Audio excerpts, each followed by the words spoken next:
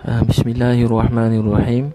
Assalamualaikum warahmatullahi wabarakatuh. Nahmaduhu wa nasta'inuhu wa nastaghfiruh wa na'udzu billahi min shururi anfusina wa min sayyiati a'malina. Man yahdihillahu fala mudilla lahu wa man yudlil fala hadiyalah.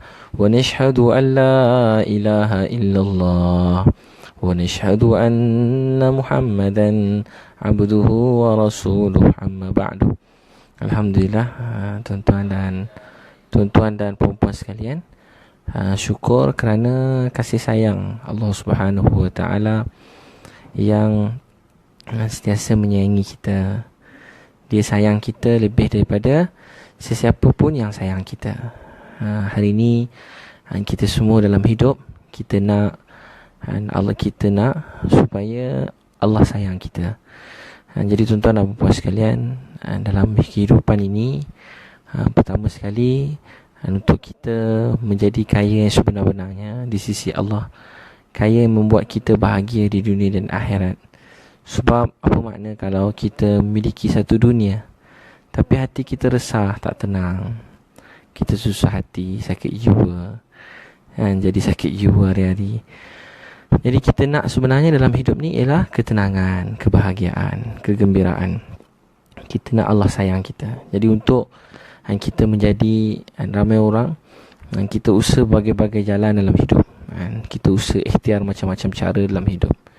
Tapi selalu manusia tak nampak yang memberi jalan ikhtiar ni ialah Allah SWT. Yang memberi ikhtiar dalam kehidupan ni ialah Allah. Dan yang memberi hasil daripada ikhtiar kita pun ialah Allah Subhanahu wa taala. Yang memberi jalan tu ialah Allah. Jadi tuan-tuan dan puan-puan sekalian, untuk kita, tuan-puan semua ada keinginan macam-macam, termasuk saya. Kita semua ada keinginan, kemahuan, kehendak. Kita ada cita-cita dalam hidup. Semua ada. Tapi segala cita-cita, keinginan, kehendak kita, tak ada siapa yang boleh beri melainkan Allah. Yang boleh beri cuma Allah Subhanahu wa taala. Orang biasa dia selalu mencari dunia ni cuma darul asbab.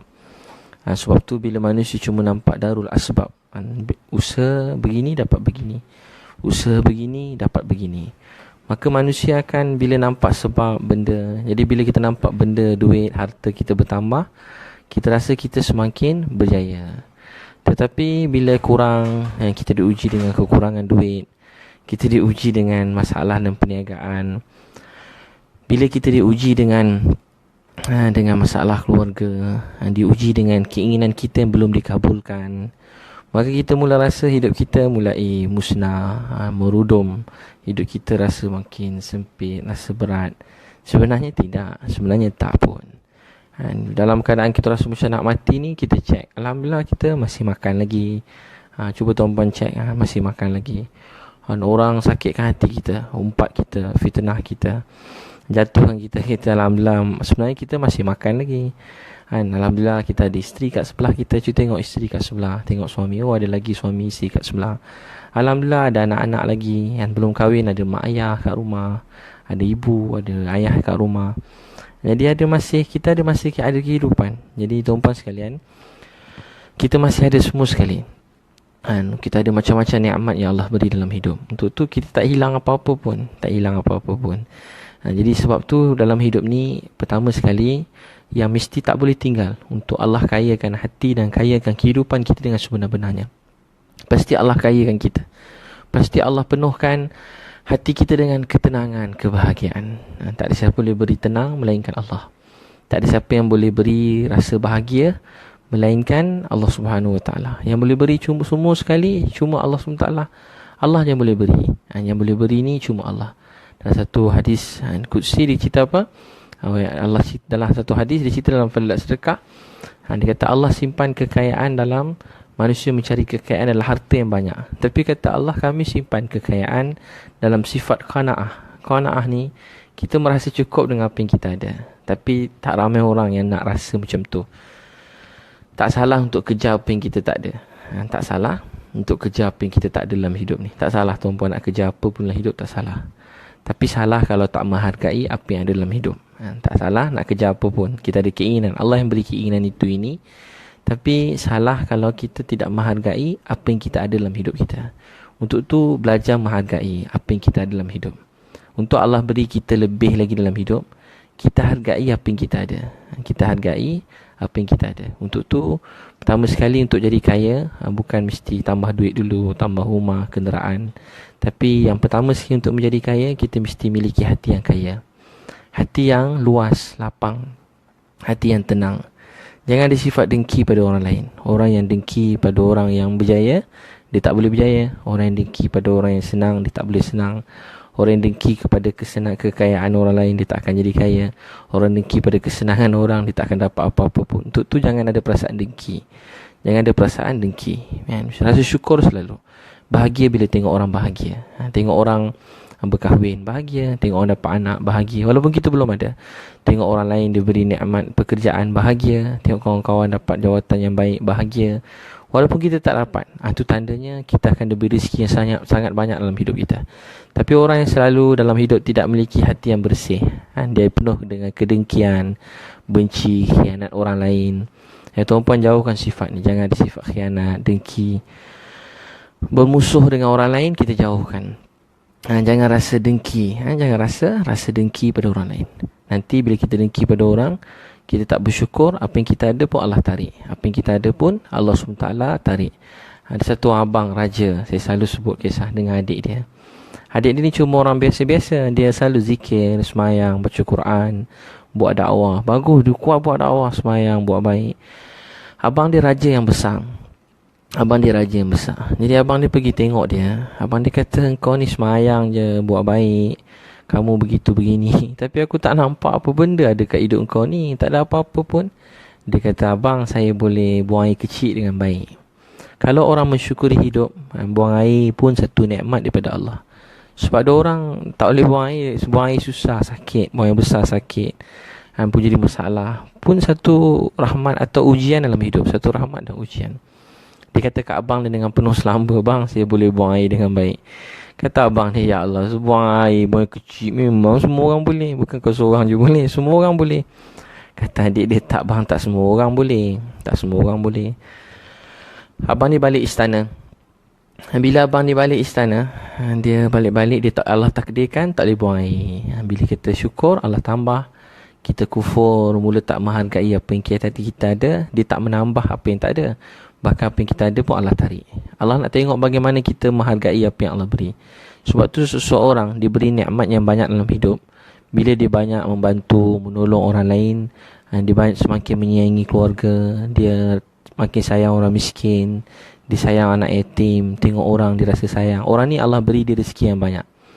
Allah beri dia kemudahan membantu, memimpin manusia dengan kebaikan. Ada orang diberi tapi dia tak dapat buat apa faedah pun manusia yang lain. Untuk tu jangan dengki mana-mana orang. Mungkin bagi kita benda tu kecil. Tengok orang miskin, jangan keji orang miskin, anak yatim. Untuk kita mungkin nampak benda tu macam RM1, RM2. Tapi buat orang miskin RM1, RM2 tu besar, kan? Jangan keji orang lain. RM1 tu besar untuk mereka, RM2 tu besar untuk mereka. Sebab tu tuan-puan tengok kat mana-mana, kan, tepi jalan, kedai-kedai, orang berniaga. Tak semua orang nasib dia sama. Tengok dia rasa sayang, kesihan. Kadang-kadang sapu je, kan. Tak semualah. Kadang terampas barang-barang di tepi jalan, kena tutup, kan. Kedai-kedai kena sita. Bagi orang tu rezeki dia, tu sumber hidup dia. Untuk tu kita sebagai contoh, kita diberi apa-apa, diberi kuasa. Kuasa kita digunakan untuk memudahkan orang lain. Allah akan tanya kuasa yang Allah beri kat kita. Allah akan tanya. Contoh tuan-puan pegawai mana-mana, ketua mana-mana. Kuasa yang kita ada bukan untuk menghancurkan hidup orang, tapi kuasa yang kita ada untuk memudahkan hidup orang lain. Kita beri kemudahan pada orang lain. Kita diberi tanggungjawab, kan, kita dapat gaji dengan tanggungjawab kita. Kita memudahkan urusan orang lain. Mudahkan urusan orang miskin, anak yatim. Mudahkan urusan hidup orang lain. Jangan susahkan hidup orang. Tuan-puan tahu tak, orang antara yang masuk syurga, orang yang memudahkan urusan orang ramai. Yang kita jangan susahkan urusan orang, walaupun yang kecil-kecil. Mana tahu sebab kita tolong satu orang pakcik tua, kita khidmat dia, sebab tu Allah ampunkan kita masuk syurga, siapa tahu. Sebab kita tolong orang yang miskin, kita dah beri kuasa tanggungjawab, dia perlu jumpa kita, kita mudahkan dia. Zaman hari ni banyak saya jumpa kawan-kawan, Kadang-kadang pergi mana-mana semua pakai rasuah duit.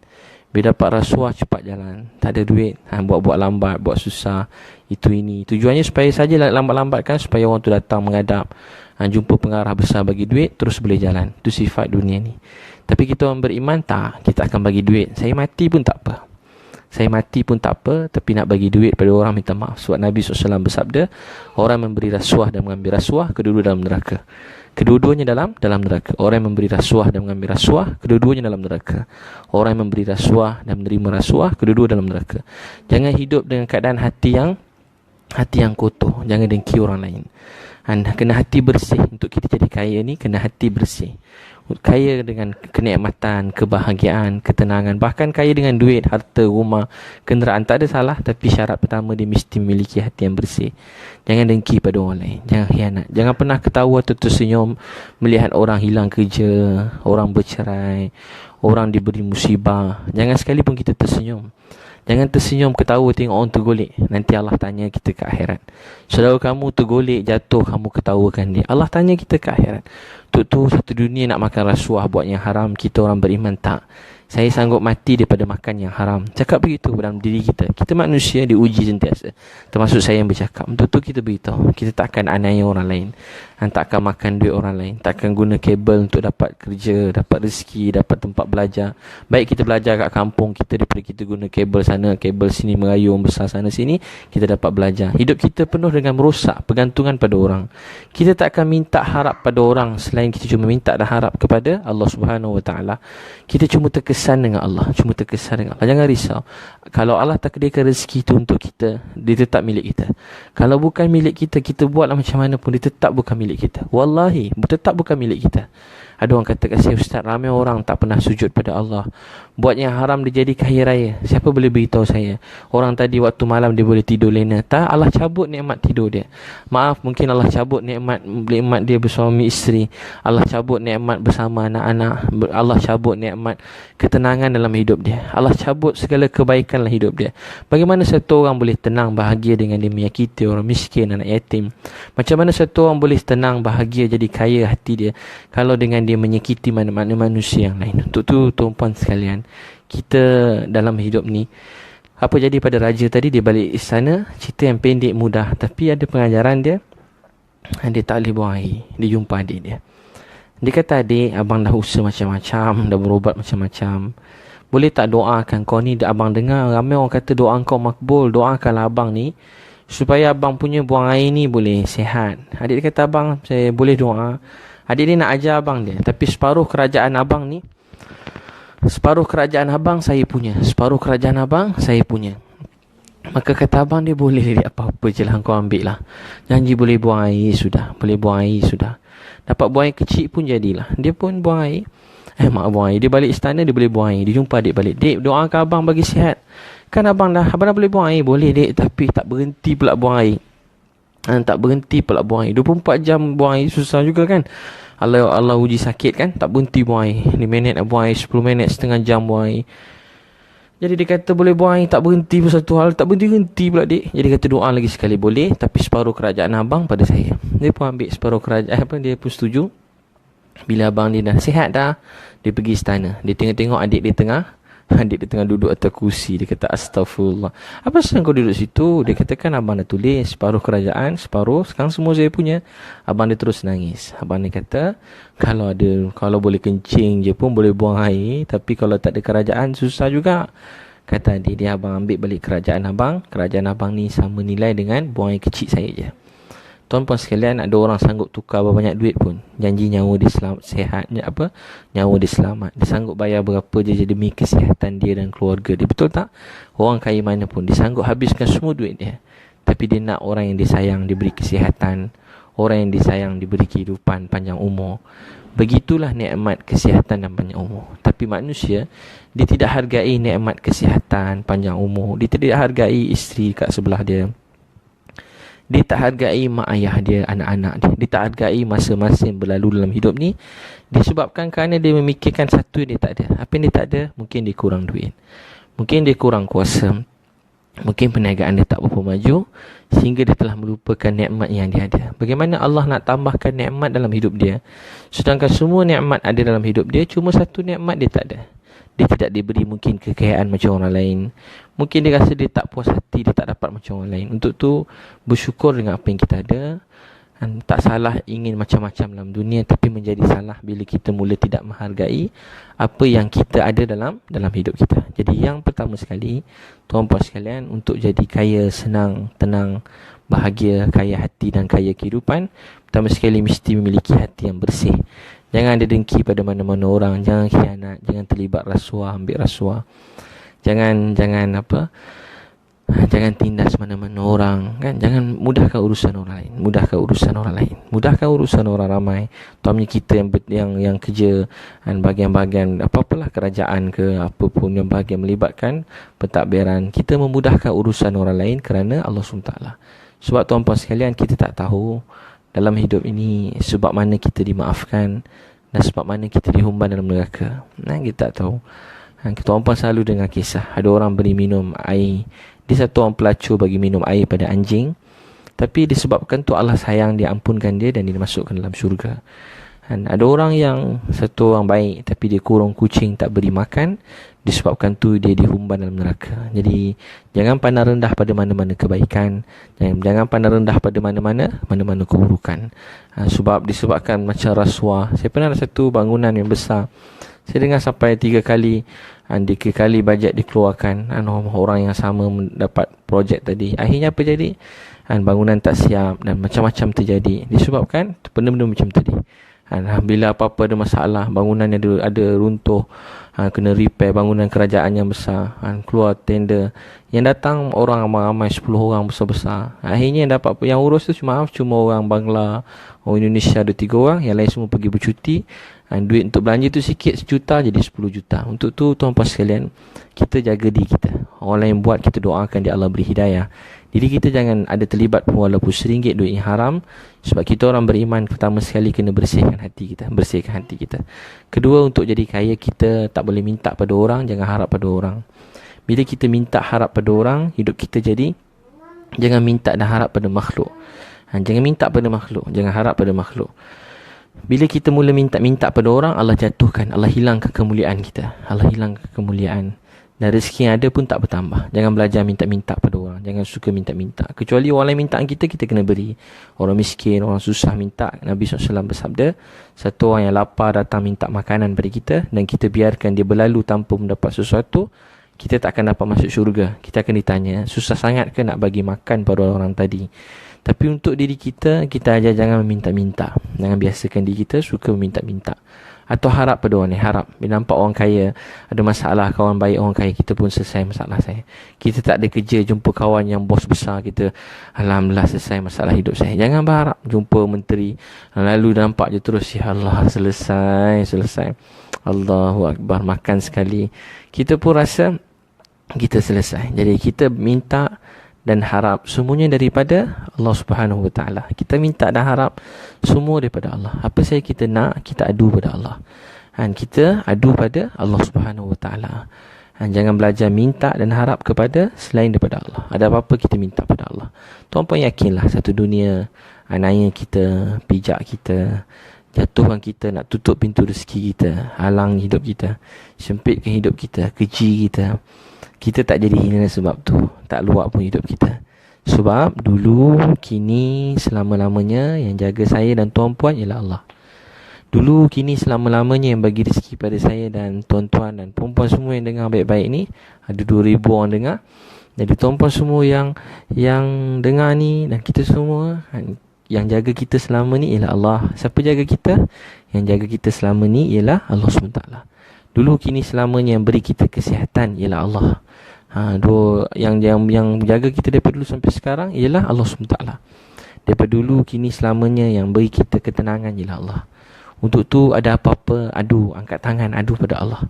Jangan minta harap kepada selain daripada Allah SWT. Ada anak pada Sayyidina Umar radhiyallahu anhu, cucu Sayyidina Umar radhiyallahu anhu. Masya-Allah, tuan-tuan boleh sharekan kawan-kawan, invite kawan-kawan yang lain.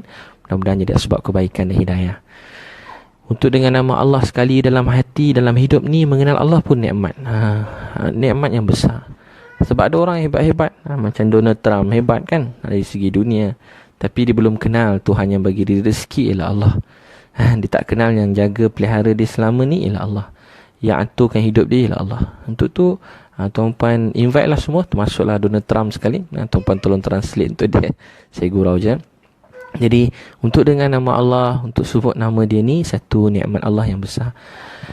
Jangan harap sekali cucu Sayyidina Umar radhiyallahu anhu. Sayyidina Umar ni orang iman yang sangat kuat. Dia kalau jalan satu tempat, syaitan pun cabut lari. Begitulah ceritanya. Sayyidina Umar radhiyallahu anhu, cucu dia Salim, nama Salim bin Abdullah. Abdullah ni anak Sayyidina Umar. Dia cucu dia, bukan bapa atuk dia, cucu dia Salim bin Abdullah. Dia tengah tawaf. Tiba-tiba raja datang. Salim, mari sini, dia panggil. Salim bin Abdullah. Mari Salim. Bila raja panggil, kalau kita macam mana raja panggil, mesti terus tengok, Allah, raja panggil tu hilang konsentrate kita. Raja panggil, dia terus tawaf. Habis tawaf, raja tanya, kenapa aku panggil tadi? Ada beberapa orang datang dekat dengan dia, kamu tak jawab. Dia kata, tuanku, saya malulah. Sebab saya tengah tawaf, saya tengah bercakap, orang kata lain tengah bermanja-manja dengan Allah.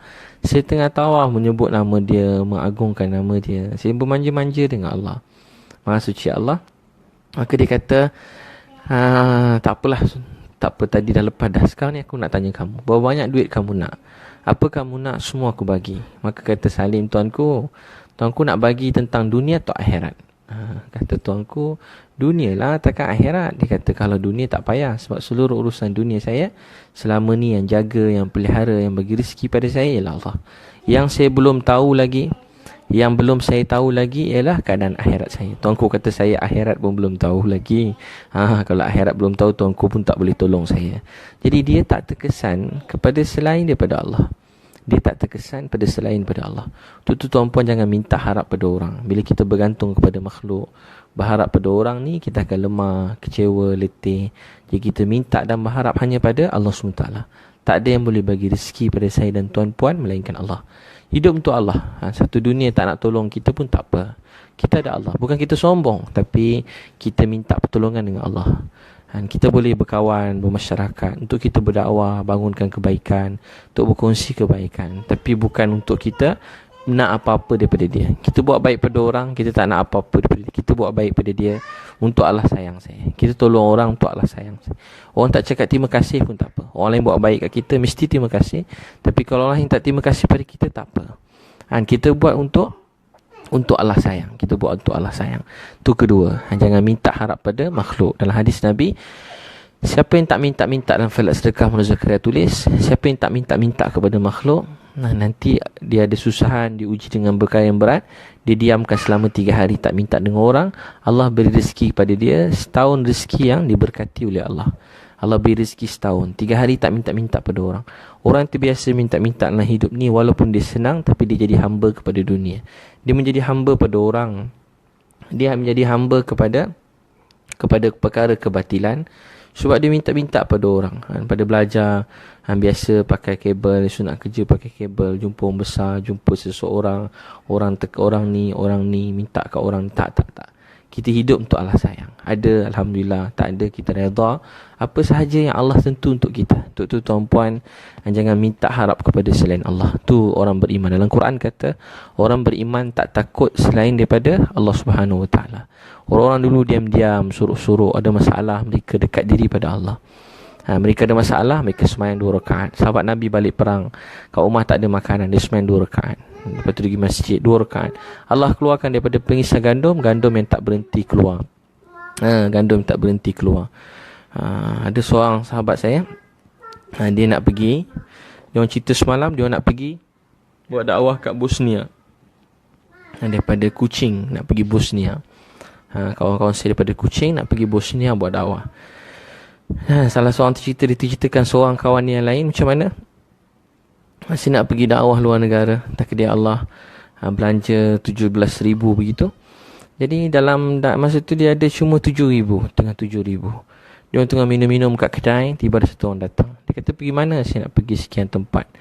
Masya Allah. Dia kata macam ni lah, Duit dah tak apa, duit kami dah cukup, tak apa, saya mana infak untuk awak ni. Dia tengok orang tadi, dibagi 10,000, dia ambil letak atas meja 10,000. Dah ambil 10,000 ni, gunalah pakai kat sana.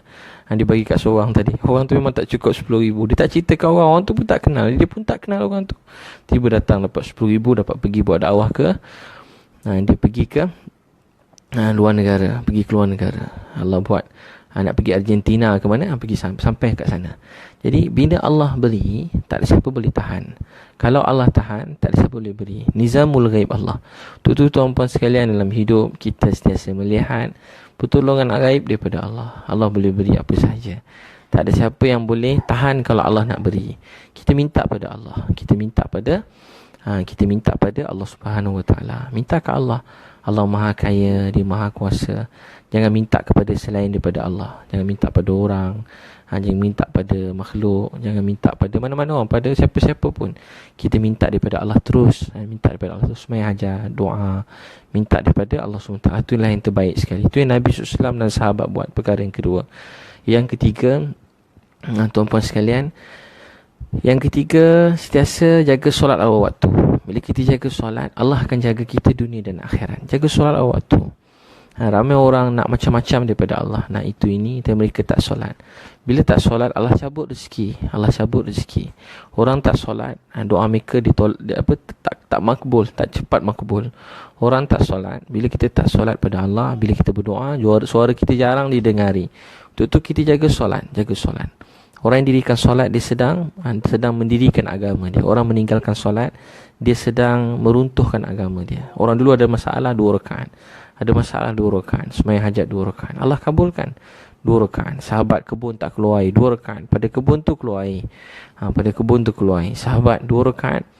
2 rakaat tengah balik, doa kat Allah, balik-balik, masuk tandas, tikus datang bawa emas. Tikus datang. Tuan-tuan dengar pun macam pelik kan? Tapi itu hakikat dunia ni, Allah boleh beri. Kita usaha, bukan maksud saya tak berusaha. Kita dah berusaha macam-macam cara. Tapi Allah beri dengan jalan yang buat kita semakin rapat pada dia. Apa makna kita jadi kaya, semakin kaya. Tapi kita nampak diri kita. Kita nampak dia tu, orang tu. Kita tak nampak kebesaran Allah Subhanahu Wa Taala. Kita nampak orang tu yang buat kita jadi kaya. Tak. Kita nak buat sampai kita kata Allah yang bagi. Bila orang tanya dengan penuh yakin, macam mana boleh senang ni? Allah bagi. Siapa bagi? Allah bagi. Sampai kita rasa Allah bagi, baru tu tanda rezeki dia berkat. Tapi kalau nampak diri, nampak orang, nampak manusia yang lain, kalau kita kaya pun kaya kita tak banyak manfaat. Bahkan ahli keluarga kita pun cabut lagi daripada kita. Untuk tu yakin kekayaan, kemiskinan semua daripada Allah. Walau apa keadaan kita, jaga solat awal waktu. Sebab orang yang dijaga oleh Allah ialah orang jaga solat. Dalam Quran, innal insana khuliqa halu'a. Manusia diciptakan bersifat berkeluh kesah, dapat kesenangan, sombong, lupa diri, dapat kesusahan, mereka maki hamun. Allah kata penipu dalam agama ni. Siapa penipu? Orang ni tak akan dibantu oleh Allah. Hidup dia sempit. Siapa? Allah kata ara'aital ladzi yukadzibu biddin. Allah kata siapa pendusta, penipu dalam agama.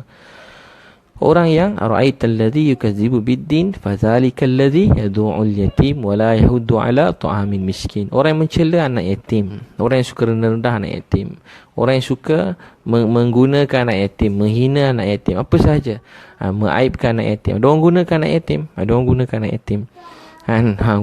yatim. Ada orang menghina anak yatim. Ada orang tak suka tengok orang tolong anak yatim. Bahkan tak tolong, yang benci orang miskin. Tengok orang miskin semua tak guna, tak bagus, jahat, hina orang miskin. Tak salah kita jadi orang paling kaya dalam dunia, tapi memandang orang miskin dengan rasa sayang. Nasib semua orang tak sama dalam hidup ni. Tak semua orang sama. Tak semua orang pandai macam tuan-puan. Tak semua orang pandai macam kita. Konon-konon kalau kita pandai lah. Tak. Dalam hidup ni Allah buat adil. Ada orang yang sangat kaya, ada orang diuji begini, begitu. Sebab Allah nak tengok semua diuji. Orang miskin diuji supaya jangan minta selain daripada Allah. Orang kaya pun diuji supaya jangan rasa diri harta tu dia punya. Yakin diri harta tu Allah yang punya. Sebab tu sahabat dia sentiasa tengok orang cari, bantu orang lain. Dia sayang orang lain. Abdullah bin Ja'far radhiyallahu anhu, masa tu bapak dia mati syahid, Nabi SAW balik rumah, pergi rumah isteri dia, saudara keluarga Nabi SAW juga, Ja'far bin Abi Talib, sepupu Nabi. Maka isteri dia tengah siap-siapkan anak 3 orang, tunggu bapak masa perang Mu'tah. Ja'far bin Abi Talib jadi ketua jemaah dan dia mati syahid. Perang Mu'tah. 3,000 lawan 100,000. Tambah 100,000 lawan orang Islam. Bayangkan 3,000 lawan 200,000. Tambah lagi, dia kata 3,000, standby lagi 3,000 lawan dekat 400,000 orang. Dan salah seorang amir ialah Nabi kata Zaid bin Harisah syahid, Abdullah bin Ja'far syahid, Ja'far bin Abi Talib, kemudian Abdullah bin Rawahah radhiyallahu anhu. Kemudian kamu pilih ketua, kemudian mereka pilih Khalid al-Walid. Maka apa jadi? Ja'far bin Abi Talib, isteri tengah siap-siap masak, Islam menang ni, tunggu-tunggu, suami dia tak balik-balik. Anak-anak ada 3 orang, kecil-kecil lagi. Salah seorang nama Abdullah. Maka bila Nabi SAW sampai, anak-anak ni berlari, pergi peluk Nabi, cium Nabi. Dia jerit ayah, dia ingat ayah dia balik. Sekali bayar dia tak balik-balik. Rupa-rupa Nabi pun dah sebab peluk anak-anak ni. Nak tak kalau pakcik, maksudnya hikmat jadi ayah kamu. Maksud Nabi SAW makan, mana-mana orang yang mati syahid, setiap Nabi dan para sahabat akan menjadi seperti ayah pada mereka. Maka Ja'far bin Abi Talib yang umur baru 33 tahun telah mati syahid. Maka Nabi SAW, Ja'far ni terkenal dengan sifat murah hati, pemurah. Dia ada harta, semua dia habiskan untuk agama dan kekayaan dia. Abdullah ni jadi sangat kaya. Anak dia Abdullah sangat kaya, bukan sikit-sikit punya kaya. Dia ada hotel yang banyak, dan dia masa tu orang yang paling kaya, antara yang paling kaya. Sehingga ada orang datang dari jauh, datang peniaga yang lain. Dia peniaga paling hebat, semua dia pegang, maknanya besar perniagaan dia. Orang datang jual gula. Bila jual gula, gula dia tak laku. Bila dia jual, ada barang dia jual, tak laku. Maka Ja'far bin Abi Talib kata, Abdullah bin Ja'far kata, masa tu dia kecil, masa dah dewasa, dia kata beli semua gula dia, beli. Dia suruh hamba dia beli senyap-senyap. Dan gula tu telah diberikan pada orang miskin. Tengok orang dulu, mereka berniaga, tapi hati mereka tidak ada rasa iri hati, benci pada orang lain. Sekarang kita salah faham. Kita ingat dengan kita khianat orang, kita jatuh ke orang lain, dan dia jatuh dan rezeki kita bertambah, kan? Orang semua terlupa yang rezeki ni Allah aturkan. Apapun, siapapun dalam dunia, untuk Allah bagi rezeki pada kita, Allah tak perlu kurangkan rezeki orang lain. Allah nak tarik rezeki kita, Allah tak perlu naik ke orang lain. Untuk kita, Allah nak beri kita jawatan, Allah tak perlu jatuh ke orang lain. Allah boleh beri pada siapa yang dia nak, tanpa jatuhkan siapa-siapa, tanpa hina sesiapa. Orang tu jatuh, kita pun tak naik juga, kan? Syarikat tertutup, kita pun tak jadi terbuka juga. Untuk tu doakan semua orang, lalu kedai orang, lalu orang tengok orang berniaga, doa, ya Allah mudahkan rezeki untuk dia. Siapa tahu, tuan-puan tahu tak kisah-kisah orang cari rezeki, di sebalik mereka susah, seorang-seorang urus anak-anak kat rumah, duit tak ada, baca kadang-kadang sedih tengok ada suami bagi sebulan tak ada kerja, dah ada RM100 bagi sebulan. RM100 sebulan, apa boleh pakai dengan sebulan? Tuan-tuan fikir sendiri. Ada wanita dia bergembira, saya baca dia apa, anak 6 orang, gaji cuma sebulan, alhamdulillah ustaz saya dapat RM300. RM300 sebulan. RM300. Saya pun fikir macam mana masa dia makan, mana duit makan. Tapi nasib semua orang tak sama dalam hidup ni. Untuk tu jangan ketawakan orang, jangan hina kalau orang berniaga, jangan jatuhkan orang lain, jangan susahkan kerja orang lain, jangan khianat orang lain. Yang kita pula yang diberi kuasa, jangan minta rasuah, jangan beri rasuah, jangan khianat orang, mudahkan urusan orang. Tengok makcik-makcik berniaga tepi jalan, kalau susah, carikan untuk dia, bantu dia cari kedai-kedai yang mudah, kawasan tapak-tapak untuk berniaga. Tu bagi kat situ susi borang, bagi lesen, bagi berniaga. Jangan tutup, lipat semua sekali. Mana-manalah saya cakap untuk diri saya dan tuan-puan, saya minta maaf saya sebut ni, saya minta maaf saya sebut. Kat mana-mana kita pergi macam tu. Tengok ada salah, betulkan, beri nasihat, ajar, bimbing. Sama juga apa-apalah, apa-apa yang kurang. Sama juga orang mengajar ceramah agama, kalau ada kurang beritahu, suruh isteri begitu begini, tapi kita mudahkan urusan orang lain. Sebab bagi kita biasa. Tapi tuan-puan tahu, ada kawan-kawan saya ustaz-ustaz yang mengajar, tiba-tiba kena begitu begini, tapi hidup dia pun susah. Berapa banyak sangat duit dia dapat. Segi rumah dia, dia tidur atas toto. Kawan saya ustaz tidur atas toto. Tidur atas toto. Ada 2 bilik, anak pun tidur atas toto. Tuan-tuan tengok orang tidur atas toto. Tidur atas toto. Peti ais buka, tak ada apa dalam peti ais. Teh, kopi pun tak ada kat dapur. Untuk tu jangan jadi orang yang menutup rezeki orang lain. Jangan jadi orang yang menutup rezeki orang lain. Allah jangan tutup rezeki orang lain. Jangan tutup rezeki orang lain begitu. Jangan khianat orang. Zaman ni pula zaman orang viral kan, zaman viral. Tuan-puan boleh viralkan orang, tulis tu ini. Tapi tuan-puan tahu lepas tu isteri dia tak makan, anak dia tak makan. viralkan kedai orang. Ada kawan saya, masa saya tak sebutlah, negeri yang lain, pergi jumpa, bukan kat KL, saya pergi, dia nangis, "Ustaz, kedai saya kena fitnah, ada orang begitu." Sebenarnya dia pun cerita kisah sebenar. Dia cerita kat saya tak tahu betul atau salah. Cuma saya nak kata, disebabkan tu hidup dia jadi susah, sempit. Untuk tu, tuan-tuan dan puan sekalian, zaman ni kita jangan menjadi penyebab, jangan kita jatuhkan orang lain. Cuba kita kenang kalau orang yang terjadi ditimpa musibah tu adik-beradik kita, keluarga kita. Kalau kita tak suka orang, tak boleh nak sayang orang, paling kurang jangan kita khianati orang lain. Kalau kita tak boleh nak kasih orang, tak boleh nak hormat orang, paling kurang kita jangan hina orang lain. Nabi SAW bersabda, sebaik-baik orang mukmin yang sentiasa memberi manfaat pada orang lain. Sebaik-baik orang mukmin yang sentiasa memberi manfaat pada orang lain. Sebaik-baik mukmin orang yang banyak memberi manfaat pada orang ramai. Dan seburuk-buruk mukmin ialah dia menyakiti orang lain. Paling kurang orang Islam tu dia tidak menyakiti orang lain. Paling kurang selemah-lemah orang Islam, kita dah lama dengar, selemah-lemah orang Islam, paling kurang dia tidak menyakiti siapa-siapa. Dia tak beri manfaat, tapi dia tak sakitkan orang, tu jangan sakitkan orang lain. Jangan dengki pada orang lain. Tu tuan-puan, Nabi Allah beritahu dalam Quran, penipulah agama. Allah kata ni semua orang penipu. Siapa begini dia bukan cakap je orang Islam. Allah kata, "Ara'aital ladzi yukadzibu biddin." Siapa penipu, pendusta lah agama ni. Orang yang kata orang anak yatim, keji anak yatim, orang miskin. Ada orang keji, mana-mana orang susah-susah. Dan ada orang miskin, anak yatim, ibu-ibu tunggal di mana-mana susah-susah.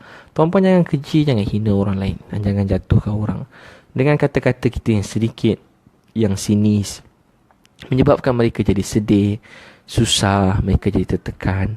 Orang yang kehilangan suami dan mereka besarkan anak, Nabi SAW bersabda, mereka wanita yang berwajah hitam, mereka akan duduk dengan aku dalam syurga seperti dua jari ni.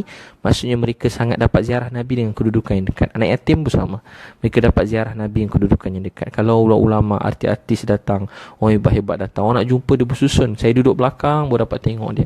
Agak-agak macam mana kita semua nak tengok Rasulullah SAW, tapi orang-orang ni diberi keistimewaan. Mudah-mudahan yang kita buat baik pada mereka, Allah beri kita keistimewaan seperti mana mereka dapat. Ibu tunggal, anak-anak yatim, orang miskin. Kita tak tahu siapa miskin, siapa kaya. Untuk tu jangan khianat orang lain. Jangan aniaya mana-mana orang. Jangan aniaya mana-mana. Ada orang yang baik-baik, dia tak cerita susah dia kat orang. Dia susah, dia tak ada duit nak makan. Dia susah nak tak ada duit nak bayar yuran anak-anak. Ada kawan-kawan saya kadang-kadang saya tengok angkat sekolah anak-anak, ada orang tak mampu nak bayar yuran anak-anak, susah, dia uji dengan kesusahan. Tak dapat nak bayar yuran anak-anak, tak boleh ambil keputusan periksa, tak boleh itu. Saya dengar, saya rasa sedih sebab kita rasa sedih sebab untuk tu paling kurang kita dapat bantu, kita doakan dia. Kita doakan dia. Jadi tuan-puan sekalian, apa dia? Dia kata penipulah agama, orang yang tak, anak miskin, anak yatim, mana-mana orang susah, kita jangan khianati. Kita jaga amanah dengan baik, sebab tu jauhilah rezeki yang melibatkan bodek, rasuah. Jauhkan rezeki yang melibatkan kuasa-kuasa. Jauhkan, minta jauh pada Allah. Ya Allah, tolong bersihkan rezeki saya. Jangan ada seringgit sesuap makanan yang haram masuk dalam perut saya.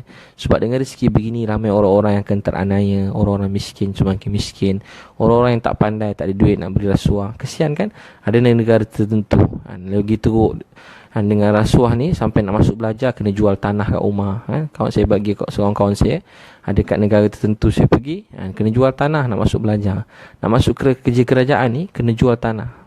Bukan kat Malaysia ni, kena jual tanah mak, jual tanah ayah untuk dapat kerja yang tetap dekat kerja kerajaan. Macam tu punya teruk sekali sistem kat negara tertentu. Jadi saya dengar saya nangis. Allahu Akbar. Sebab tu Nabi SAW ajar bersabda, yang memberi rasuah, yang menerima rasuah, kedua-duanya dalam neraka. Untuk tu buat baik untuk Allah sayang. Jangan buat baik untuk bodek bos. Jangan buat baik untuk tarik pandangan orang besar. Sebenarnya tak perlu. Kencing berak dia pun Allah jaga. Kencing berak kita pun Allah jaga. Yang atur buang air kita, bila keluar banyak mana keluar, bila berhenti Allah. Kalau Allah bagi stop, kita sakit jiwa kalau tak boleh buang air. 3 hari tak boleh buang air. Seram juga lelaki 3 hari tak boleh buang air. Tengok dah besar sebelah dah. Ya Allah, bila gue maaf. Terkejut. Jadi Jaga dengan baik, amanah, jangan khianat orang, jangan dengki orang, tahan mulut daripada mengatur orang, daripada mengumpat orang, daripada memfitnah orang lain. Tahan lidah kita, jangan susahkan orang. Jangan kasar bila kita jadi orang kaya, jangan sombong bila kita ada harta, jangan sombong bila kita diberi kuasa. Semua tu bukan kita punya, semua tu Allah yang punya, Allah yang punya. Saya tengok satu orang dia duduk kat satu, dia nak tumpang tidur. Sekali bila dia nak tumpang tidur kat satu istana, Ustaz Ismail Kamus cerita tidur kat istana, tumpang tidur. Dia kata, tuanku kat sini boleh tidur? Tanya ke pengawal. Pengawal kata tak boleh. Sini mana boleh, istana tak boleh tidur. Kata, kenapa tak boleh? Saya nak jumpa raja lah. Jumpalah dia dekat depan, dia juga dapat jumpa. Tuanku sini nak tidur sini, boleh tak? Tak boleh. Kenapa? Sebab ni istana saya, bukan kau punya. Dia kata, ni istana saya, bukan kau punya. Ni cerita dulu-dulu, bukan zaman sekarang, saya punya. Dia kata, sebelum tuanku dulu siapa punya? Sebelum saya dulu, bapak saya punya lah. Lepas tuanku meninggal, siapa punya? Kalau raja ni pun baik lah, warak je. Kalau kita bukan suara kata raja, kita pun pelempang juga, banyak pula tanya. Lepas tuanku meninggal, istana siapa punya? Kalau lepas saya meninggal, anak saya punya. Lepas anak tuanku meninggal, so siapa pula punya? Siapa pula punya? Dia kata, cucu saya punya lah. Jadi sebenarnya istana ni siapa punya? Sebenarnya istana siapa punya? Bapak tuanku ke anak tuanku? Dia pun terdiam lah. Iyalah, tak tahulah macam siapa punya. Tuanku, raja, ayah tuanku, datuk tuanku pun dah dalam kubur dah sekarang. Semua dah dalam kubur. Jadi tuan pasal ni bukan cerita raja ke tuanku, kita semua pun sama. Kita semua akan masuk dalam kubur. Mana moyang-moyang datuk nenek kita, mana orang kaya-kaya dulu, semua dah masuk dalam kubur. Mereka semua sedang menjawab soalannya. Hari-hari kita belajar, kita dengar, merabbuk, siapa Tuhan kamu. Untuk tu tuan-tuan sekalian, kita seterusnya yang ketiga saya nak beritahu apa? Allah kata, siapa penipu agama? Orang yang lalai dalam solat. Ara'aital ladzi yukadzibu bid-din fadzalikal ladzi yad'u'ul yatim wa la yahuddu 'ala ta'amil miskin fawailul lil musallin. Allah kata seterusnya, siapa penipu agama ni? Orang yang lalai dalam solat. Binasa, musnahlah, habislah hidup orang ni. Dalam Quran lebih kurang maksud ayatnya, habis, musnahlah, susahlah hidup orang ni. Orang yang tak kesian orang miskin, anak yatim, dan orang yang lalai dalam solat. Siapa orang yang lalai dalam solat? Sa'ad Abi Waqqas kata, aku tanya pada Nabi SAW, dia kata lalai dalam solat ialah melambat-lambatkan waktu solat. Melambat-lambatkan waktu solat. Untuk tu, bila masuk waktu solat, duduk atas sejadah, tunggu solat. Masuk solat, tunggu atas sejadah, solat. Jangan tinggal solat. Ramai orang solat ni tak ada dalam jadual hidup. Doa, nangis kalau pasangan hidup, keluarga kita tak solat, nangis pada Allah. Jangan tenang kalau keluarga tak solat, nangis pada Allah. Kejut, kunci jam, kunci handphone, doa, ya Allah, saya nak bangun subuh awal. Ya Allah, esok subuh saya nak bangun awal. Saya nak bangun pukul 5 esok. Saya nak sembahyang tahajud, doa. Seluruh dunia ni Allah yang punya. Jangan merayu dengan orang. Esok tuan-puan ada projek nak buat, jangan merayu ke orang. Jumpa, buat prosedur, lakukan prosedur yang patut. Isi borang itu ini, buat begitu begini, presentation. Tapi hati kita cuma pada Allah. Kita buat marketing itu ini, berniaga begitu, tapi hati kita cuma pada Allah. Kita cuma bergantung pada Allah. Kita berharap pada Allah. Kita cinta pada Allah. Kita tak harap yang lain. Dapat rezeki kita, alhamdulillah. Tak dapat pun kita bahagia. Sebab kita dapat berbual, memanja-manja, berkasih sayang. Dapat semakin rapat, semakin rindu, semakin kasih, semakin sayang pada Allah SWT. Itu tujuan hidup sebenarnya. Saya sebut tuan-puan, apa makna seluruh hidup kita? Tapi kalau dahi kita tak sujud pada Allah. Jarak antara masalah hidup, musibah dalam hidup, jarak di antara musibah dengan dahi kita sujud pada Allah. Jarak di antara musibah dan musibah tu jarak dia, kata Ustaz Parojoy selalu ulang, Ustaz Parojoy salah seorang penceramah nanti program Keluarga Sunnah. Ustaz Arianto, Ustaz Fatimah Sarha, Ustaz Rahman Liu, dan termasuk saya sendiri program Keluarga Sunnah 7 Oktober nanti tuan-puan datang. Dan untuk anak-anak dekat Dewan sebelah, Ustaz Parojoy kata jarak antara masalah dan menyelesaikan masalah antara dahi dengan tempat sujud. Untuk tu kita banyak sujud pada Allah. Kita banyak sujud pada Allah. Betul tuan-tuan, cuba sujud, ambil wudu, seronok semayang. Semayang ni nikmat. Bila semayang ni seolah-olah kita sedang mengurut-ngurut jiwa kita yang penuh masalah tadi, macam sedang diurut. Kan tengah berat kepala, tiba-tiba isteri tengah berat kepala, suami datang tolong picit kepala, migrain kan. Perempuan kadang-kadang tekanan darah rendah, Migraine kita pun pergi picit, tarik-tarik rambut dia, tarik-tarik, picit, tarik, begitu macam mana Tas pun tak reti juga buat begitu, picit kepala, tarik kat belakang, goyang-goyang bagi bunyi sikit. Jadi isteri pun rasa leganya, suami dah balik, tuan tarik kepala dia. Sama juga satu orang suami yang dalam keadaan berat, kepala tiba isteri datang, pergi urut-urut, picit kepala dia. Satu orang anak, masa kita budak-budak, kadang mak tolong picit kita. Tuan pernah mak picit? Pernah ke mak picit kaki? Saya ingat lagi mak pernah picit kaki saya masa remaja, sakit main-main, aktif sangat, malam-malam mula lenguh macam nak tercabut kaki. Mak pergi picit kaki. Kerana kita pula picit kaki mak ayah kita. Rasa lega. Tuan-puan tahu bila kita solat, sebenarnya kita sedang mengurut-ngurut jiwa kita. Kita sedang mengurut jiwa kita. Segala masalah yang paling berat dalam dunia pun menjadi sangat mudah. Sebab seluruh dunia Allah yang punya. Dia beri pada siapa nak beri, dia tahan pada siapa dia nak tahan. Untuk tu biar orang nak buat apa pun, orang nak jatuhkan kita, orang nak hina kita, orang nak malukan kita, orang tak hargai kita, orang keji kita, orang buat apa pun biar orang buat, tak apa. Mereka diuji oleh Allah, mudah-mudahan Allah maafkan mereka. Tapi kita tak jadi lemah dengan kata-kata mereka. Kita tak jadi sedih dengan penghinaan orang. Kita tak peduli apa nak jadi. Kita hidup untuk Allah sayang. Apa nak jadi. Orang beriman, apa nak jadi. Kalau ini perintah Allah, kita terus buat. Kalau ini sunnah Nabi SAW, terus buat. Apa nak jadi. Walaupun gelap, kita akan terus ke depan. Ini perintah Allah. Walau apa pun jadi, kita akan terkesan, tak akan berubah, tak berundur walaupun selangkah. Kita akan terus ke depan, sujud pada Allah. Kita dekatkan diri pada Allah. Ini perjuangan hidup kita. Ini perjuangan hidup kita. Ini perjuangan hidup kita. Terus dekat pada Allah. Terus rapat pada Allah. Terus berlari pada Allah. Fafirru ilallah. Berlari menuju pada Allah. Kita terus berlari menuju pada Allah. Walau apa pun yang datang, walau apa pun nak jadi, biar jadi. Kita hidup untuk Allah sayang. Dulu, kini, selama yang jaga kita ialah Allah. Allah tak perlukan siapa-siapa untuk bagi kita bahagia. Allah tak perlukan siapa-siapa untuk bagi kita senang. Allah tak perlukan siapa untuk lapangkan hidup kita. Dia beri kita lapang, satu dunia tak boleh buat apa. Dia nak senangkan hidup kita, tak ada siapa boleh susah. Dia nak muliakan kita, tak ada siapa boleh beri kita hina. Orang yang sama berberak kencing kita, mana dia boleh beri kita hina? Orang yang sama-sama orang besar mana pun dia, siapa pun dia, jangan terkesan. Kita terkesan cuma dengan Allah. Kita hormat semua orang. Dia raja, dia menteri, dia orang berkuasa, dia orang alim, dia orang biasa. Mana-mana orang kita hormat, kita muliakan mereka kerana mereka manusia, mereka hamba Allah. Kita tidak akan pandang rendah pada dia. Takkan pandang. Kita akan terus dekat dia pada Allah. Duduk tu tuan-puan, malam-malam minta dengan Allah. Ada apa-apa nak buat esok malam ni, cerita kat Allah. Apa-apa kesedihan yang kita lalui hari ni, malam ni adukan pada Allah. Sembahyang 2 rakaat tahajud malam ni, adu dengan Allah. Sembahyang 2 rakaat tahajud malam ni, adu dengan Allah. Cerita pada Allah. Semua kesusahan datang dalam hidup kita, adukan pada Allah. Allah Maha mengetahui. Allah akan selesaikan semua sekali.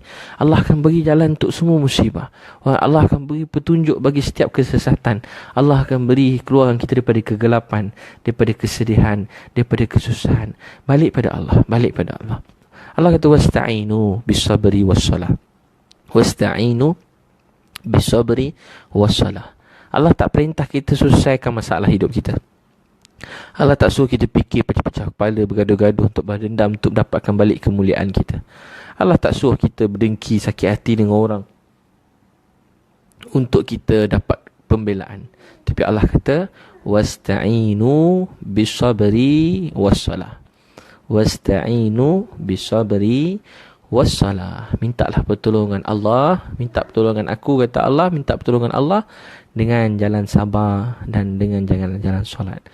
Maksud sabar ni ialah kita terus dekat daripada Allah. Sabar buat kita meninggalkan perkara yang salah, tak betul, yang haram.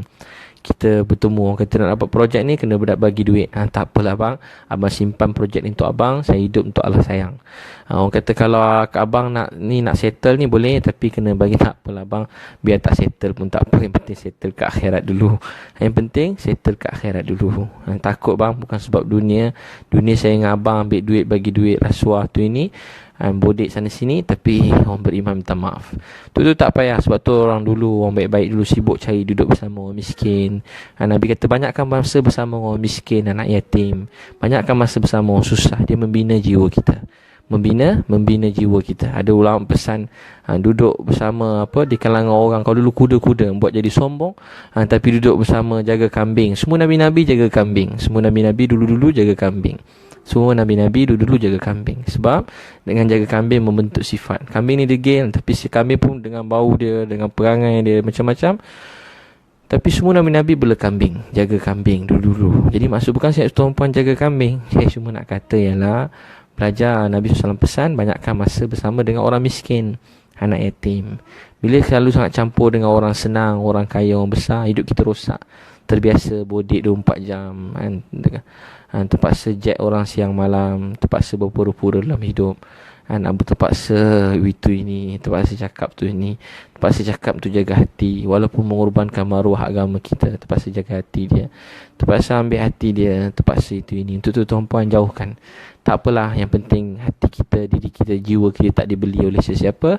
Diri jiwa kita hidup untuk Allah sayang. Kita hidup untuk Allah sayang. Apa pun nak kata kita, satu masa kita akan diuji. Ada hari orang sayang kita, ada hari satu masa nanti, auzubillah, tapi mana tahu datang kita akan dihina, dipijak.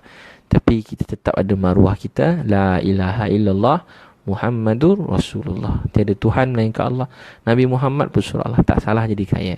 Saya bukan suruh tuan-tuan jadi miskin. Tak. Allah suka orang yang rajin, berusaha keras. Allah benci orang pemalas, kuat makan, kuat tidur, tak nak berusaha. Allah suka orang yang mampu memberi, berusaha siang malam. Tapi maksud saya cerita-cerita inilah supaya kita menyediakan hati kita, supaya Allah beri kita rezeki yang lebih, supaya kita boleh berjuang yang lebih. Haji Mukib, satu orang meninggal dunia, satu arkitek yang sangat hebat. Dia sangat kaya. Dia membangunkan banyak ribu-ribu, tak terkira macam-macam tempat orang berdakwah dekat seluruh Bangladesh ni. Dulu-dulu dia banyak bantu orang madrasah semua. Orang tanya dah tua-tua dia masih kerja. Maka orang tanya Haji siang malam cerita dakwah masuk hidup, mengorbankan seluruh hidup untuk agama. Haji pun kerja siang malam, niaga lagi ni. Maka dia kata apa? Saya niat supaya Allah gunakan saya sampai mati. Saya nak menjadi penyumbang harta yang banyak untuk seluruh orang. Dan dia bantu banyak orang, bukan sikit. Arwah Haji Mukib, arwah Haji Mukib. Dia kata saya nak bekerja sampai hari terakhir dalam hidup saya nak membantu orang lain. Jadi kita terus bekerja. Bukan saya suruh tuan-puan malas tak bekerja. Tapi saya cuma nak kata, dalam keadaan kita diberi kekayaan, tapi hati kita semakin rendah, semakin dekat dengan Allah, semakin sayang orang miskin, sayang anak yatim, makin tak terlibat dengan rasuah, kesombongan, kekayaan. Sampai ada orang anggap rasuah tu jadi halal, duit-duit itu ini jadi tuan-puan sekalian, jangan sibuk puji orang, sibuk bodek Allah SWT. Puji Allah, dia selayak-layak untuk kita puji, kita agungkan, kita tenggelam dalam memuji dia. Jangan puji tenggelam dalam selain daripada Allah. Agungkan dia, puji dia, besarkan dia. Dialah Tuhan kita, tiada Tuhan melainkan Allah. Sebab tu kita kena bekerja keras, kena jadi orang yang rajin. Allah bersama kita. Ada masalah 2 rakaat. Ada masalah sembahyang fardu. Saya sebut tadi yang pertama saya sebut kita kena bersihkan hati kita. Tak boleh ni semua sekali. Kemudian kedua, jangan minta makhluk, jangan harap pada makhluk. Jangan minta pada orang, jangan harap pada orang. Minta dan harapan kita hanya pada Allah, sebab dia saja boleh beri. Yang ketiga, jaga solat awal waktu. Sebab orang yang tak jaga solat awal waktu, Allah campak macam kain buruk kat muka dia. Walaupun dia kaya, maaf, dia jadi bodoh dengan kekayaan dia. Mungkin dia pandai, Allah beri dia jadi bodoh dengan kepandaian dia. Dia ditipu dengan kepandaian dia sendiri. Dia dimiskinkan dalam kekayaan dia. Dia tak jadi miskin, tapi dimiskinkan dalam kekayaan dia. Jaga solat awal waktu. Jaga solat awal waktu. Jaga solat awal waktu. Dan perkara yang keempat, tuan-puan sekalian, jaga amalan-amalan. Bila ada masalah, solat 2 rakaat. Antaranya solat tahajud waktu malam. Solat tahajud waktu malam. Waktu malam solat tahajud. Ada masalah, adu pada Allah. Kesedihan siang tadi, 2 rakaat pun cukup, adu ke Allah. Ya Allah, siang tadi begini. Ya Allah, ada orang marah tadi, saya sedih. Tapi saya tahu, Ya Allah, ni dosa saya, salah saya. Ya Allah, siang tadi saya ada buat salah, saya minta maafkan Kau. Saya hamba Kau yang lemah, hina, kotor. Terima kasih pilih saya. Ya Allah, siang tadi ada orang sakitkan hati saya. Ya Allah, saya berniaga siang tadi kena uji, tak untung, tak ada orang beli. Ya Allah, tadi siang saya kerja, bos saya maki hamun saya. Ya Allah, tadi saya kerja, saya bos, tiba bekerja saya, semua lawan saya tak mau dengar cakap saya. Ya Allah, tadi saya kerja, ada orang khianat saya, ada orang tipu saya, ada orang jual tu ini. Ya Allah tolong, Ya Allah tolong saya. Ya Allah, Ya Allah, ada orang guna nama saya, ya Allah, buat begitu begini, saya minta ampun. Ya Allah, saya minta maaf, saya salah, saya minta ampun, saya minta maaf. Ya Allah, ni semua ngadu dengan Allah. Kemudian cerita, ya Allah, esok ni saya nak buat ni, saya nak jumpa customer ni. Jadi kalau sebab saya jumpa dia, beri hidayah pada dia supaya dia semakin dekat pada Engkau. Ya Allah, tadi esok saya ceramah kat sekolah ni, ada ramai cikgu-cikgu, ada 200 cikgu sekolah tu. Beri semua cikgu-cikgu jadi pendakwa yang ada jiwa agama, bertambah risau supaya pelajar-pelajar boleh bawa Islam. Kalau pelajar tu ada 1,000 orang, mereka boleh pergi 1,000 buah negara, berbanyak negara akan datang ni Islam. Wahai Allah, bangunkan pelajar-pelajar ni. Macam tu. Satu malam adu dengan Allah, cerita apa nak buat. Jangan selalu tinggal. Orang bangun tahajud ni, doa mereka makbul. Apa dia minta semua Allah beri, Allah kabulkan. Jadi bangun malam tahajud paling kurang 2 rakaat. Paling malas pun teruk-teruk 2 rakaat. Jangan tinggal 2 rakaat tahajud. Cerita ke Allah. Seterusnya, itu keempat. Kelima, tuan-puan jaga solat sunat duha. Tuan-puan selalu solat sunat duha. 2 rakaat duha, Allah ampunkan semua dosa-dosa dia. Seperti walaupun dosa sebanyak buih dalam laut. Hadis Nabi. Hadis yang lain, siapa buat 2 rakaat duha, cukup tanda dia bersyukuri atas seluruh nikmat yang Allah beri pada dia. Jangan tinggal solat sunat duha. Siapa buat 4 rakaat, Allah akan masuk di kalangan orang-orang yang baik. 2 rakaat keluar daripada lalai, 4 masuk di kalangan orang yang taat. Buat 6 rakaat, dalam hadis Nabi, Allah selesaikan semua masalah dunia akhirat. Buat 6 rakaat. Ada kawan saya nak kahwin, saya kata buat 6 rakaat duha. Dia buat 8 rakaat. Dia buat 8 rakaat. Buat. Lepas habis main zuhur, lepas zuhur nampak satu anak dara kejar, kejar terus pergi rumah, kahwin. Takdir Allah. Kawan saya duduk Shah Alam. Kemudian buat, dia kata saya buat 6 rakaat, Allah selesaikan seluruh masalah hidup di dunia dan akhirat. 6 rakaat duha. 2 rakaat saja aku solat sunat duha. 2 rakaat kerana Allah. Buat lagi 2 rakaat. 2 rakaat. Buat 2 rakaat. Buat untuk Allah sayang. Buat untuk Allah sayang.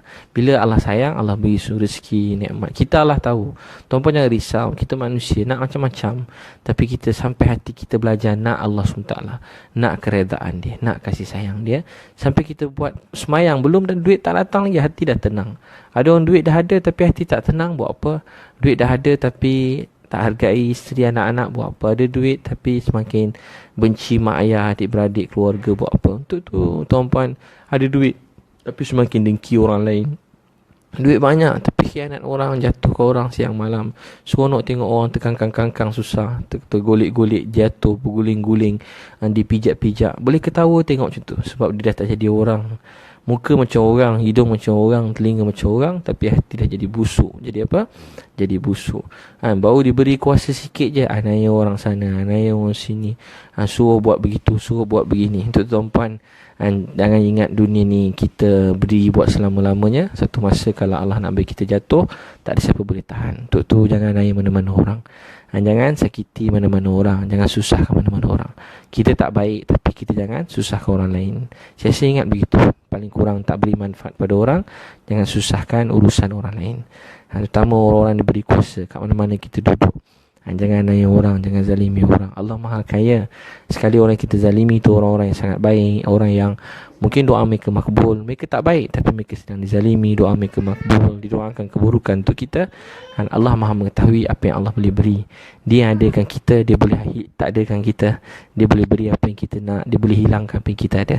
Untuk tu jaga. Lepas seterusnya, jaga solat sunat duha. Jaga solat sunat duha. Kelima kan, jaga solat sunat duha. Dia kata siapa buat 12 rakaat, Allah beri satu mahligai dalam syurga. Jadi jangan tinggal duha. Duha lebih kurang 28 minit selepas waktu syuruk. 28 minit selepas waktu syuruk. Sampai lebih kurang 10 minit sebelum zuhur. Atau dia kata sampai zuhur pun boleh. Jadi tuan-puan ambil lah, katalah 10 minit sebelum zuhur, jangan semain duha dah.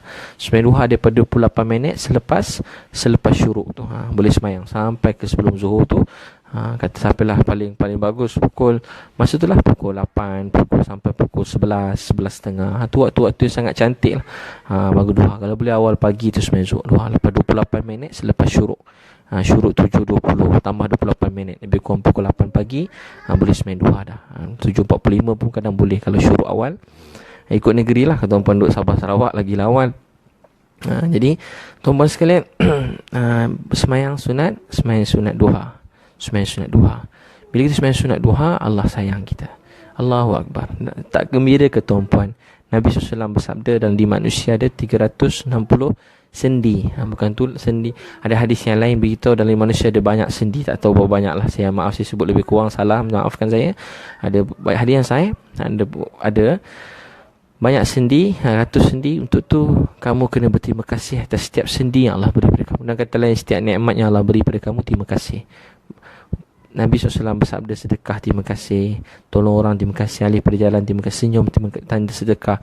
Setiap tu kena beri sedekah. Setiap paling kurang 360 kena beri sedekah. Nabi SAW bersabda, 2 rakaat duha, 2 rakaat duha, 2 rakaat duha memadai seperti kamu telah berterima kasih untuk segala nikmat yang Allah beri pada kamu untuk hari itu. Tuan-puan tak gembira ke tuan-puan dapat terima kasih pada Allah?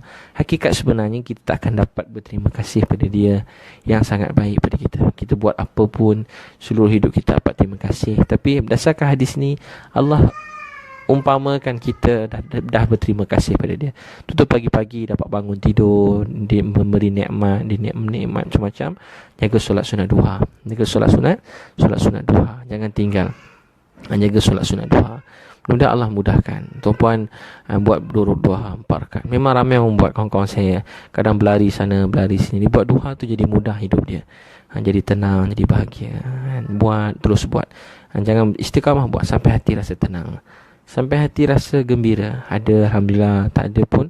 Sedih juga manusia, tapi tak sedih teruk. InsyaAllah dia positifkan diri dia, dia kuatkan hati dia. InsyaAllah tak ada apa ni. Allah beri yang lebih baik, InsyaAllah. Allah beri yang lebih baik, InsyaAllah. Allah beri yang lebih baik.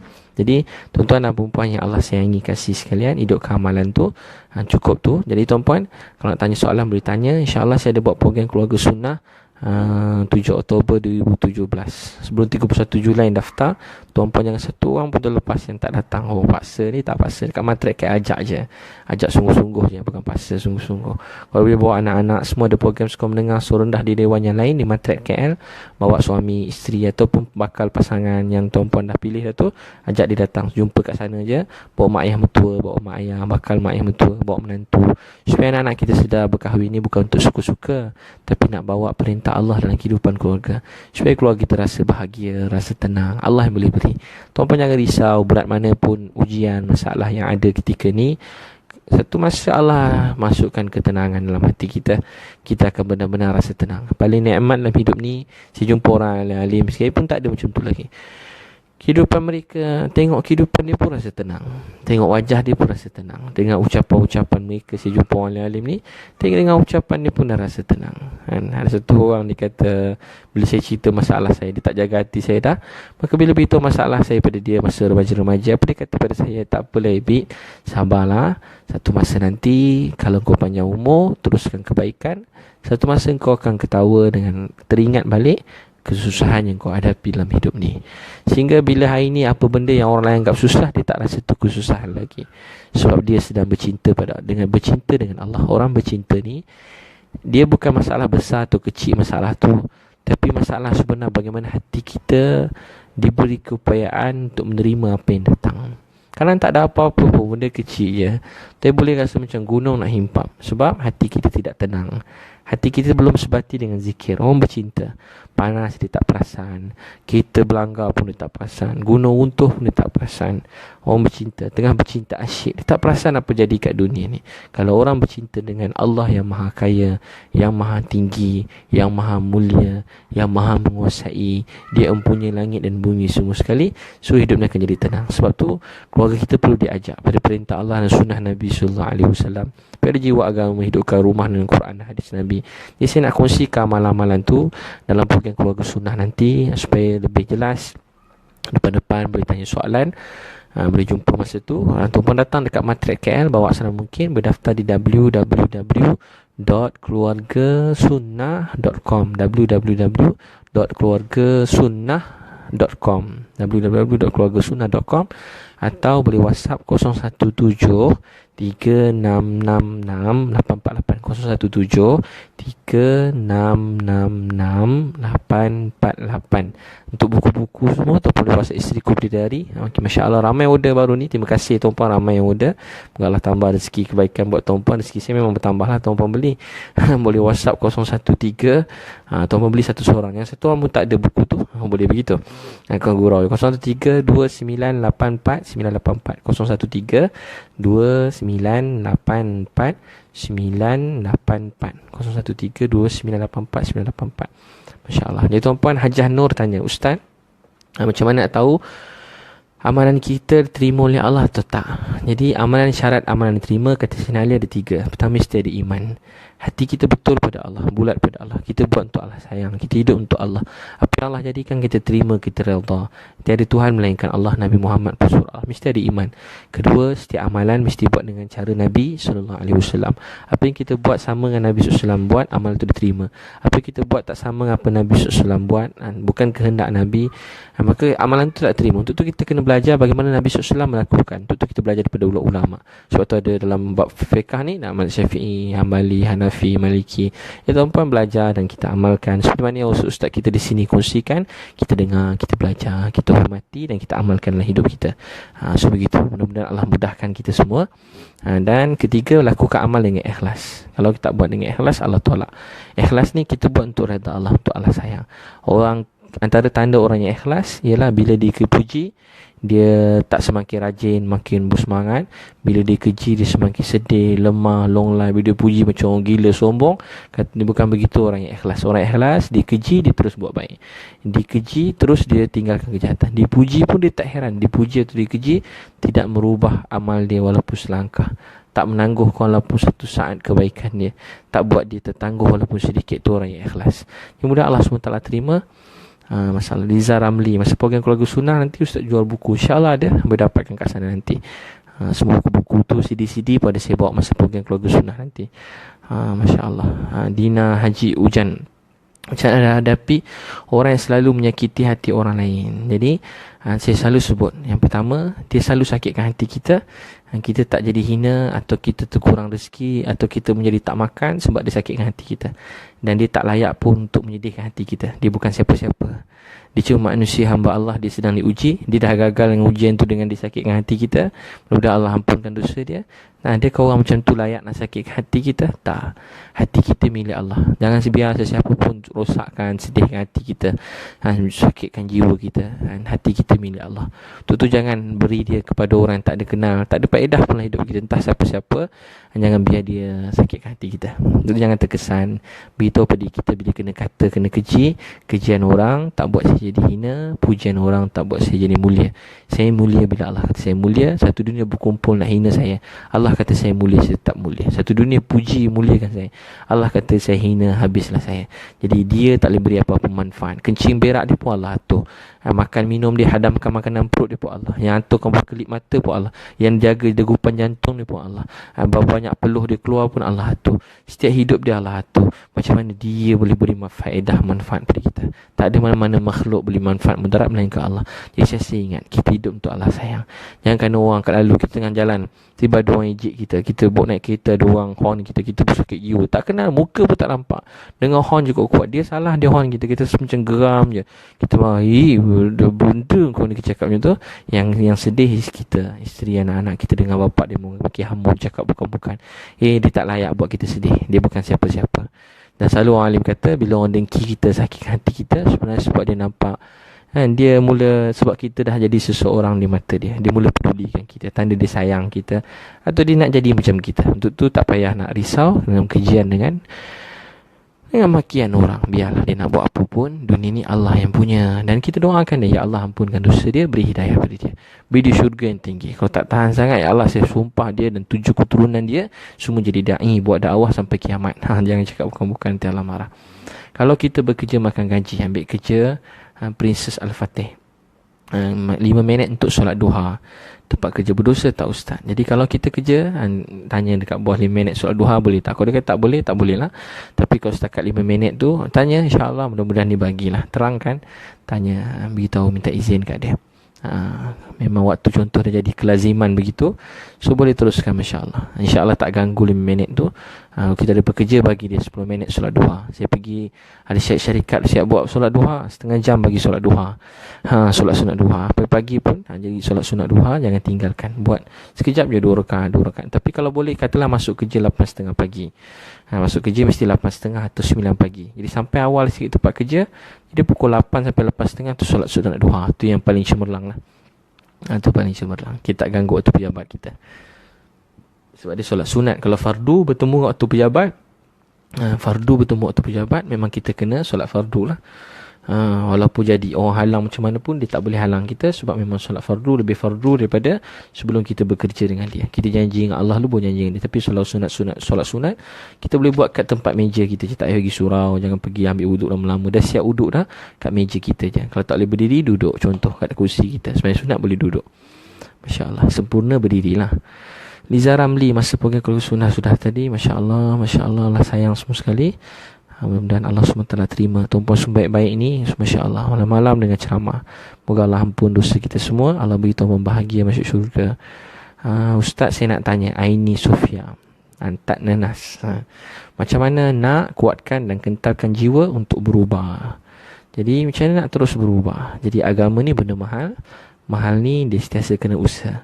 Apa-apa benda berharga tak dijaga, dia akan hilang dalam hidup kita. Kita sayang seseorang, kita hargai dia, satu masa dia hilang daripada kita. Cinta dia untuk kita pun satu masa hilang bila kita tak menghargai dia. Sama juga harta, tak pandai jaga, tak pandai simpan, tak pandai aturkan, tak pandai gunakan, laburkan pada tempat yang betul, maka apa jadi? Harta tadi pun hilang. Kalau benda dunia yang satu masa akan fana, hancur pun begitu nilai dia. Ini kan pula agama. Jadi untuk kekal iman terus jadi baik, selalu dengar yang baik, cakap yang baik. Senang je Nabi kata dia masuk ketul daging baik semua anggota. Apa tu? Hati. Dalam jasad hati, kalau hati tu baik, semua anggota baik. Macam mana hati baik? Bila bercakap yang baik, bila kita dengar yang baik, melihat yang baik, berfikir yang baik, sesa cakap yang baik, bersihkan hati kita. Jangan pernah kotorkan hati kita dengan musibah, dengan perkara yang buang semua sekali. Hidup untuk Allah sayang. Paling kurang kita tak ada apa-apa, paling kurang kita tak ada benci pada orang lain. Jadi Puan Aini, macam nak kuatkan hati, selalu cakap yang baik, dengar pasal Allah. Kalau bercakap tu meningkatkan iman, cakap. Kalau tak payah cakap, tahan mulut. Dengar apa-apa ceramah, tazkirah, apa-apa motivasi talk ke, tuan-puan dengar, tapi bawa tuan-puan makin dekat dengan Allah. Dengar. Tapi kalau makin dengar, makin buat kita jauh pada Allah, makin benci orang, makin tak nampak Allah, makin bergantung pada orang, makin minta ke orang, makin rasa perlu orang, niat salah, bersihkan. Tak, hidup untuk Allah. Jangan risau, Allah tak akan sia-siakan orang jaga agama. Jadi dengar yang buat kita dekat pada Allah. Jauhkan. Sebab tu dengan mengumpat dosa dia sama besar. Sebab mendengar tu membuat kita benci orang. Dia lalu je kita teringat, umpat dia tu memang pengotor. Jadi kita teringat, jadi kita bersihkan. Jangan ada rasa macam tu. Itu bukan hati orang kita beriman. Orang kurang bukan untuk dihina, dikeji, tapi untuk dibina. Rafidah, Neda, Ustaz, macam mana kita nak istiqamah? Nak istiqamah sama macam puan tadi punya soalan, lebih kurang maksudnya, untuk istiqamah kita terus dengan ceramah yang baik, bercakap yang baik, buat dakwah, cakap kebesaran Allah, duduk majlis taklim, dengan ceramah agama, tazkirah, istiqamah. Mudah-mudahan Allah SWT sayang istiqamah. Antara doa juga, jangan tinggal. Kata Ummu Salamah, aku dengar Nabi SAW tak pernah tinggal doa ni. Allahumma ya muqallibal qulub, sabbit qalbi ala dinik. Wahai Allah yang membolak-balikkan hati, tetapkan hati aku atas agama. Nabi SAW meminta, Allahumma ya muqallibal qulub, sabbit qalbi ala dinik. Ya muqallibal qulub, sabbit qalbi ala dinik. Nak baca surah Al-Ahqaf ayat 15 supaya kita istiqamah. Bukan saja kita, bahkan mak ayah, anak-anak, adik-beradik, keluarga kita semua istiqamah. Al-Ahqaf ayat 15. Tahu Bakar Siddiq baca dalam Quran tu, dia seketika berumur 40, dia baca doa ni. Apa dia? Al-Ahqaf ayat 15. Al-Ahqaf ayat 15. Rabbi auzi'ni an ashkura ni'mataka allati an'amta alayya wa ala walidayya wa an a'mala salihan tardahu wa aslih li fi zurriyyati inni tubtu ilaika wa inni minal muslimin. Baca doa ni. Ya Allah, ilhamkan aku bagaimana nak bersyukuri dengan nikmat yang kau beri pada aku dan kedua orang tua aku. Baiki diri aku, betulkan hidup aku dan keluarga aku, kutunkan zuriat aku. Minta pada Allah, wa aslih li fi zuriyati inni tubtu ilaika wa inni minal muslimin. Baca doa tu, surah Al-Ahqaf ayat 15. Dan doa ya muqallibal qulub, sabbit qalbi ala dinik. Maaf terlepas yang lain tandai soalan ni. Asyikin Muhammad Jiwa, Ustaz, adakah perasaan bersalah bila kita bekerja tanda Allah tak redha dengan kerja? Contoh tempat kerja tu ada terlibat dengan arak lepas hati, rasa berat nak solat, so sekarang saya dah berhenti lepas rasa yakin dengan perkara tu. Jadi ada perkara yang haram kita tinggalkan, ada perkara yang maksiat, dosa tinggalkan. Utamanya melibatkan arak, ada riba, ada rasuah, tuan-puan tinggalkan. Jangan macam tu. Bersihkan diri kita. Tak apa nampak malu sikit, hina sikit, tapi jangan beri rasuah, jangan ambil rasuah, jangan ambil duit yang haram. Bersihkan jiwa kita supaya kita balik pada Allah dengan hati kita yang bersih. Kita tak ambil yang haram bukan takut orang kata, bukan takut apa-apa, kita takut Allah marah. Mudah-mudahan masya-Allah prinsip Al-Fatih. Jangan lupa baca surah Al-Kahfi Jumaat. Saya baca surah Al-Kahfi Jumaat, Allah SWT akan selamatkan daripada fitnah yang mana akan datangnya fitnah. Allah selamatkan kita daripada fitnah. Dia baca surah Al-Kahfi Jumaat. Nabi SAW ajar doa, hidupkan amalan tu. Jadi mudah-mudahan mudah Allah sayang. Fi Ibrahim. Masya Allah. Ada soalan lagi tadi. Masya Allah, Allah sayang. Alida Foods. Ustaz, kita berdoa untuk jadi hamba Allah yang baik, pengikut Nabi yang baik. Tapi kenapa ujian datang? Fi Ibrahim lebih kurang begitu juga, macam istiqamah. Soalan yang atas tadi, Masya Allah. Buat apa tadi? Masya Allah. Untuk tu, bila ujian datang, bertubi-tubi kita adu pada Allah. Sayyidina Umar bila semayang, dia selalu baca Al-Quran. Innama ashku basi wa huzni ilallah. Innama ashku basi wa huzni ilallah. Innama ashku basi wa huzni ilallah. Kepada Allah aku adukan kesedihan dan kesusahanku. Innama ashku basi wa huzni ilallah. Innama ashku basi wa huzni ilallah. Sayyidina Umar sampai waktu subuh dia jadi imam. Dan kata Abdullah ibn Umar dalam Hilyah, aku duduk 3 saf daripada belakang. Aku dengar bapa aku menangis dalam solat. Dia baca tak pakai mic, tapi ribu orang dengar dia nangis. Dia baca Al-Quran. Innama ashku basi khuzni ilallah. Kepada Allah aku adukan kesedihan dan kesusahanku. Itu doa Nabi Yaqub alaihi salam. Dia baca doa tu setiap kali bila dia sedih, dia baca. Dia kata, ya Allah, kepada Engkau je Allah yang faham kesedihan kita. Ya Allah, aku adukan kesedihan dan kesusahan aku ni kepada Engkau. Sampai bila dia doa, apa jadi kat Nabi Yaqub alaihi salam? Dia sampai mata dia buta. Dia sedih Nabi Yusuf. Ada kata anak-anak dia yang anak-anak lain telah bunuh anak Nabi Yusuf, dan dia kata Nabi Yusuf mati dia makan serigala. Sampai dia nangis sampai mata dia buta. Imam Ali Zainal Abidin bin Husain bin Ali, cicit Nabi SAW, dia lihat semua keluarga dia dibunuh. Sayyidina Husain dipenggal kepala, cucu Nabi SAW dipenggal kepala, dipancung. Semua keluarga beliau mati dibunuh beramai-ramai. Lepas tu peristiwa yang kita tak boleh lupakan sampai bila-bila.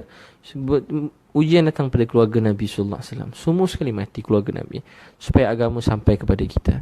Pengorbanan keluarga Nabi SAW. Tapi Imam Ali Zainal Abidin bin Husain bin Ali Zainal Abidin, dia baca apa? Rahmatullah alaih. Dia malam-malam dia nangis. Dia baca ayat Quran ni sampai hamba dia kata, saya tak pernah tengok tu Ustaz, kalau kita orang guru, kenapa nangis macam ni sekali wahai Imam Ali Zainal Abidin? Maka cicit Nabi SAW yang sangat terkenal, kata ulama yang ketika tu, siapa mazhab apa ni maksud tu, dia kata ketika tu mereka semua sepakat orang yang paling alim dan paling warak pada zaman tu ialah Imam Ali Zainal Abidin bin Husain bin Ali radhiyallahu anhu.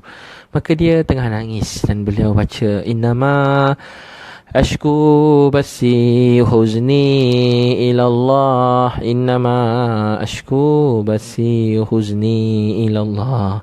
Maka ditanya, kenapa kamu nangis begitu sekali? Kata beliau, ayat ni dibaca oleh Nabi Yaqub AS. Dia kehilangan Yusuf AS, akhirnya dia jumpa, tapi mata dia buta. Sampai mata dia jadi kelabu, tak nampak, hampir buta.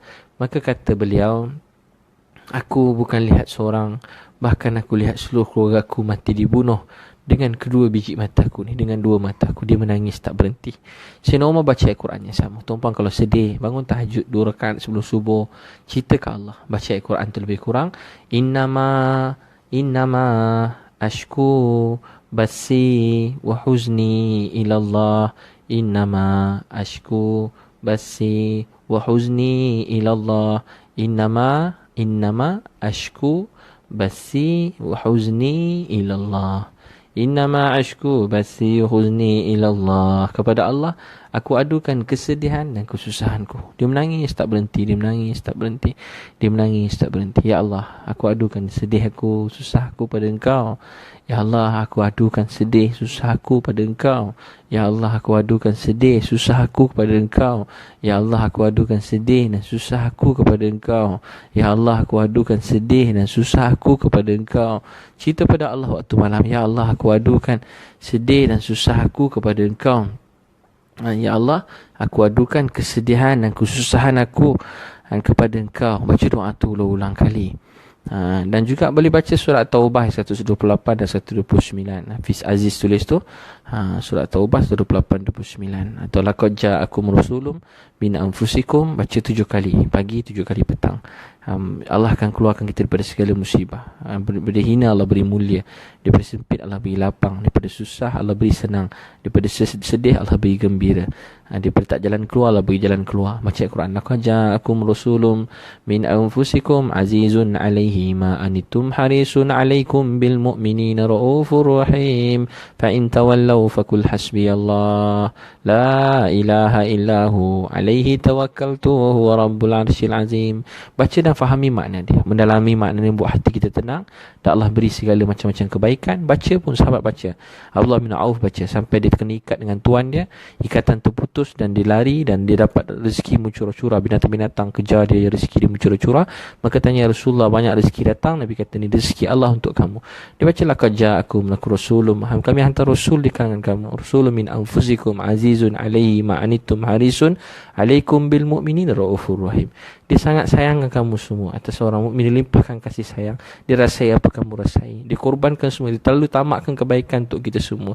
Tapi bila dia susah, dia sakit, dia kata hasbi Allah, cukup Allah untuk aku.